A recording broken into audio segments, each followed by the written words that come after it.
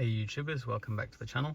So today we're going to be scanning the Mercedes ML350 with the Vident iSmart600Max, kindly provided to me by AZscanners.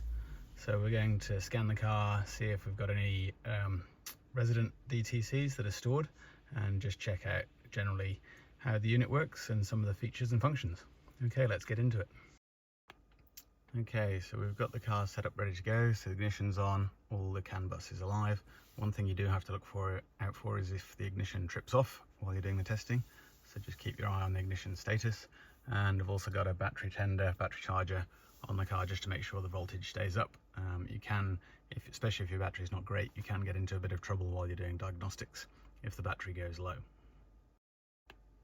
So we'll jump right into the diagnostic, searching for Mercedes in the menu.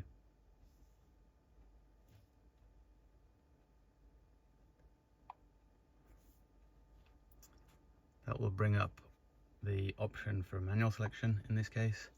So we'll search down and go for the W166, which is under MGLE. And then we'll pick the engine, which is an 024. So you do have to read through all of those if you've got different engine types. And then we're into the diagnostic.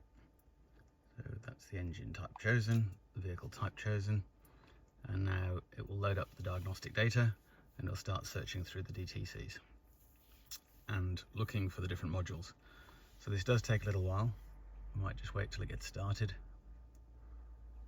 See how we go. Okay, so we're ready to do the auto scan. That will take us through all the modules. So it's already gone through the engine control unit, found a transmission control unit fault. And while it does this, you might see some displays come up on your dashboard. So it might flick through and check the radio, make a few sounds, a few different things. So we'll just let it run through that. It's about 10% there, and we'll see what faults it brings up. Okay, so just coming up to the end now, and when it gets to the 100%, those scans will just jump up to the top. There. Okay, so looking at those faults, we've got a fault on the transmission, a fault on the headlight, fault on the parking sensors or the radar, and a fault on the 360 camera. So we'll jump into each of those and see what they look like. So just looking at the first one, the transmission control unit. Just jumping into that fault. First thing I can do is read the codes.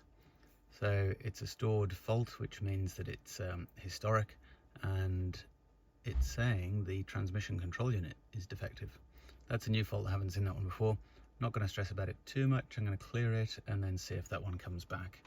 So to clear that, just going back into the erase codes. And that one's now cleared.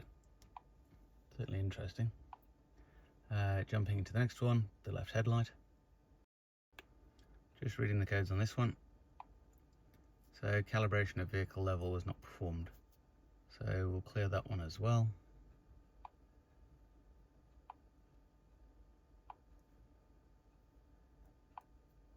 Okay, and we can now go back. Looking at the radar control fault. Read the codes. So just disrupted, so that's normally whenever another vehicle drives by, you get those, so it's nothing to really worry about.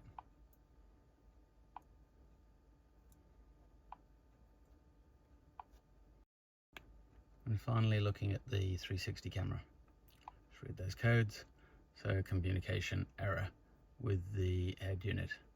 So normally nothing to worry about there, and the ones you really want to worry about are the ones that continue and stay there all the time. Okay, so no faults now. So what I will do is start the engine and I'll just do a rescan, see if any new faults come up. Okay, back into the auto scan.